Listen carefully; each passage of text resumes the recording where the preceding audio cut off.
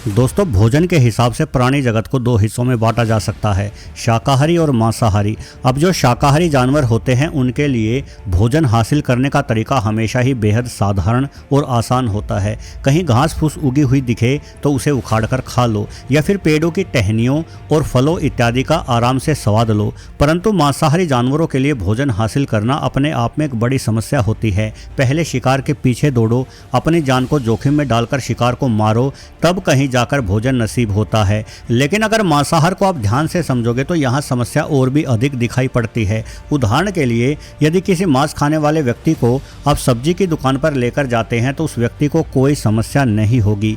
दूसरी ओर यदि आप इसका उल्टा करते हैं, यानी किसी शाकाहारी इंसान को आप मांस मछली की दुकान पर अपने साथ लेकर जाते हैं, तो मुमकिन है कि शाकाहारी व्यक्ति आपसे बोलेगा कि भाई आप ले आओ, मैं बाहर ही रुकता हूँ। वहीं इस वीडियो को देखिए, यहाँ आप मांस खाने वाले शौकीन व्यक्तियों के लिए एक नई पेश आने वाली समस्या से अवगत होने वाले हैं।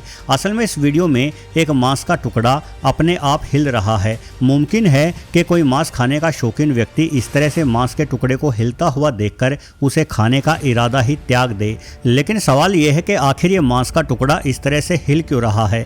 देखिए, जब किसी जीव को मारा जाता है तो अगले कुछ मिनटों तक उस जीव की मांसपेशियां गतिमान रह सकती हैं, और ऐसी अवस्था में जब उस जीव के मांस पर नमक डाल दिया जाता है तो नमक के अंदर पाए जाने वाले सोडियम आयन की वजह से मांस की तंत्रिका तंत्र ठीक वैसे ही सक्रिय हो जाती हैं जैसे उस जीव का दिमाग इन्हें सक्रिय करता था। बस ऐसा होते ही मांस हिलना शुरू कर देता है और इस नज़ारे को देखने वाले खौफ से भर जाते हैं। वैसे प्राचीन समय में ये माना जाता था कि इस तरह से मांस इसलिए हिलता है क्योंकि उस मांस में से जीव की आत्मा बाहर निकल रही होती है। लेकिन आज के आधुनिक विज्ञान के दम पर हमने इस तरह के सवालों के बारे में काफ़ी सही जानकारी हासिल कर ली है। तो चलिए वीडियो को आगे बढ़ाते हैं और कई अन्य ऐसी घटनाओं को देखते हैं जिन्हें पहली नज़र में देखने पर अलौकिक समझा जा सकता है, परंतु उन घटनाओं के पीछे कुछ खास वैज्ञानिक कारण होते हैं। किंतु इस वीडियो के आगे बढ़ने से पहले चैनल को सब्सक्राइब जरूर कर लीजिएगा।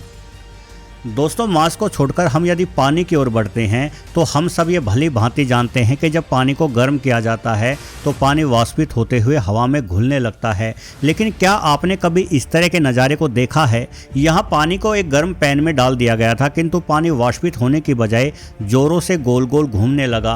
क्या आप बता सकते हैं कि ऐसा क्यों हो रहा है? चलिए मैं बताता हूँ। इस तरह के नज़ारे को लाइडन फ्रोस्ट इफेक्ट कहा जाता है। वास्तव में सभी प्रकार के पदार्थों को एक उचित तापमान चाहिए होता है जिस तापमान पर वो पदार्थ उबलने लगता है। यदि पानी की बात की जाए तो पानी 100 डिग्री सेल्सियस पर उबलता हुआ वाष्पित होने लगता है, किंतु जब हम तवे या पैन का तापमान 100 डिग्री सेल्सियस से अधिक कर देते हैं और उसके बाद इस पैन के ऊपर पानी डालते हैं तो पानी की निचली सतह पैन से टकराकर तेजी से भाप में बदल जाती है। परंतु वो भाप अपने ऊपर पानी होने की वजह से हवा में घुल नहीं पाती, बल्कि वो पानी और पैन के बीच में फंस जाती है, जिस कारण पानी की ऊपरी सतह तक पैन की गर्मी धीमी गति से पहुंच पाती है और पानी अपने नीचे मौजूद भाप की परत पर ठीक इसी तरह से तैरने लगता है जैसा वीडियो में दिखाई दे रहा है। आप चाहे तो इस प्रयोग को घर पर भी कर सकते हैं। एक ऐसा पैन ले जो अपने किनारों की ओर से अधिक गहराई रखता हो।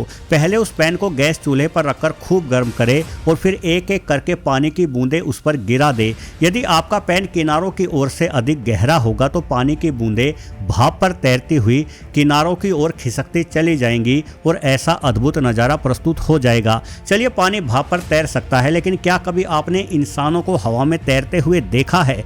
चीन में फिल्माए गए इस वीडियो को देखिए जिसमें कुछ इंसान रस्सी के सहारे हवा में उड़ रहे हैं। भला ऐसा कैसे हो पा रहा है? इस वीडियो के साथ मिली डिस्क्रिप्शन जब मैंने पढ़ी तो पता लगा कि असल में ये लोग वर्कर हैं जो रस्सी से लटककर बिल्डिंग के शीशे साफ कर रहे थे। लेकिन तभी एकदम से तेज तूफान आ गया जिस वजह से ये लोग उस तेज तूफानी हवा में अपनी रस्सियों के सहारे झूलने लगे और ये घटना एक सीसीटीवी में कैद हो गई। शुक्र है कि तेज हवा के झोंके जल्द ही थम गए और इस घटना में किसी को कोई चोट नहीं आई। वस्तुतः प्रकृति भी कई बार इतने अद्भुत नज़ारे पेश कर देती है जिन पर यकीन करना मुश्किल होता है। अब जैसे कि बरसात के दिनों में बिजली का गिरना वैसे तो एक सामान्य बात है, परंतु कभी कभार बिजली गिरने की घटनाएं भी बड़ी ही अनोखी बन जाती है। उदाहरण के लिए इस वीडियो में देखें, यहाँ आसमानी बिजली एक पवन चक्की के ऊपर आ गिरी। ये घटना अमेरिका के टेक्सास की है। बिजली सीधा पवन चक्की के ब्लेड पर आकर गिरी, जिस कारण ब्लेड की धातु का तापमान इतना अधिक बढ़ गया कि उस धातु ने आग ही पकड़ ली और उसके बाद एक बेहद अनोखा नज़ारा पेश हो गया। आग लगा ब्लेड घूमते हुए धुएं के शानदार छल्ले बनाने लगा और ये छल्ले हवा में तैरते हुए बड़े ही अनोखे दिखाई पड़ रहे थे, इसलिए इन्हें देखने वाले सभी इंसान मंत्रमुग्ध ही हो गए। अब जापान के इस नज़ारे को देखिए जो शानदार होने के साथ साथ खौफनाक भी है। जब यहाँ 7.5 रेक्टर स्केल की तीव्रता का भूकंप आया तो जमीन ऐसे हिलने लगी मानो धरती माँ साक्षात सांस ले रही हो। वैज्ञानिक भाषा में इस अजीब नज़ारे को सोयल लिक्विफेक्शन कहते हैं और ऐसा तब होता है जब धरती की सतह नरम और अत्यधिक नमी से भरी हुई हो। भूकंप की वजह से नमी युक्त मिट्टी हिलती हुई अपनी पकड़ खो देती है एवं एक तरह से दलदल का रूप ले लेती है। उसके बाद वो मिट्टी ठीक इस नज़ारे की ही भांति पानी की तरह हिलने लगती है। अगर यह घटनाक्रम किसी बिल्डिंग के नीचे घटित हो जाए तो वो बिल्डिंग मात्र कुछ सेकंड्स में ही पूरी तरह से ढह जाती है। हालांकि इस तरह का नज़ारा दिखने में बड़ा ही अनोखा और खूबसूरत लगता है। वैसे दोस्तों, जहां तक खूबसूरती का सवाल है तो यह अगला वीडियो देखिए। मैं दावा करता हूं कि आपने मेंढक तो बहुत सारे देखे होंगे, परंतु इससे सुंदर मेंढक आपने अपने जीवन में कभी नहीं देखा होगा, क्योंकि हरे रंग का ये मेंढक अंधेरे में चमक सकता है। शायद आपको लग रहा होगा कि एवोल्यूशन प्रक्रिया की वजह से इस मेंढक में कुछ खास गुण आ गए हैं, परंतु ऐसा बिल्कुल भी नहीं है। दरअसल इस मेंढक ने यूरोप में पाए जाने वाले एक बड़े आकार के जुगनू को जिंदा ही निगल लिया है और चूंकि इस किस्म के मेंढकों की त्वचा काफी हद तक पारदर्शी होती है, इसलिए वो जुगनू इस मेंढक के पेट में से चमकता हुआ साफ तौर पर दिखाई दे रहा है। शायद हो सकता है कि इस जुगनू के दोस्त इस बेचारे को इस तरह से मेंढक के पेट में चमकते हुए देखकर इसके मदद करने को आ जाए। हालांकि जुगनू की मदद का तो पता नहीं, लेकिन क्या आप यकीन करेंगे कि मगरमच्छ जैसा घातक जीव भी कई बार दूसरे जीवों की मदद कर सकता है। शायद आपने पहले भी देखा हो कि मगरमच्छ अपने दांतों में फंसे मांस को पक्षियों को निकालकर खाने देता है। अब ऐसे में मगरमच्छों के दांतों की सफाई भी मुफ्त में हो जाती है, इसलिए ये आराम से अपना मुंह खोलकर बैठा रहता है। लेकिन अब जो वीडियो आप देखने जा रहे हैं उस नज़ारे पर शायद आपको यकीन ना आए। वीडियो नेपाल के एक अभ्यारण्य का है। यहाँ एक मगरमच्छ को चारों ओर से कैटफिश नामक मछलियों ने घेरा हुआ है।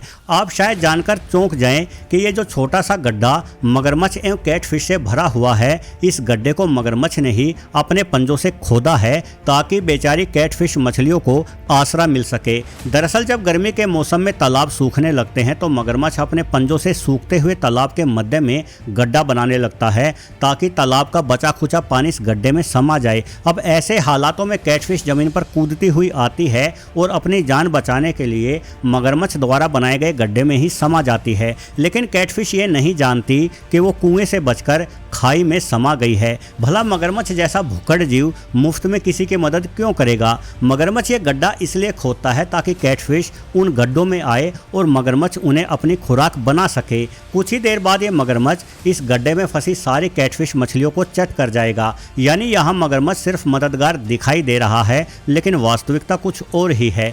चलिए अब अगली हैरान कर देने वाली घटना को देखते हैं। अमेरिका के मिनेसोटा में एक अद्भुत नज़ारा उस समय सीसीटीवी में रिकॉर्ड हो गया जब यहाँ पार्किंग में खड़ा एक टैंकर अपने आप इस तरह से पिचक गया मानो यह टैंकर नहीं बल्कि कोई सोडा की बोतल हो। देखने पर यह घटना भूतिया लगती है, परंतु इसके पीछे भी एक वैज्ञानिक कारण छुपा हुआ है। दरअसल इस तरह के टैंकर के भीतर गंदगी भरी जाती है। आपने भारत में भी ट्रैक्टर के पीछे जुड़े हुए ये ट्रॉली नुमा ट्रैक्टर अवश्य देखे होंगे जो अपने आसपास घनघोर बदबू फैलाते रहते हैं, परंतु अमेरिका में ऐसे टैंकरों को वैक्यूम टाइट रखा जाता है ताकि उनसे बदबू बाहर ना आ सके और लोगों को परेशानी ना हो। वहीं जब इस टैंकर को खाली किया जाता है तो इसमें लगे वैक्यूम वाल्व को खोल दिया जाता है और ऐसे हालात में जैसे जैसे टैंकर खाली होता रहता है वैसे वैसे टैंकर के भीतर हवा भी प्रवेश करती रहती है। लेकिन ऐसा लगता है कि यहाँ ये टैंकर चालक टैंकर को खाली करते समय इसके वैक्यूम वाल्व को खोलना भूल गया था, जिस वजह से टैंकर के भीतर हवा प्रवेश नहीं कर पाई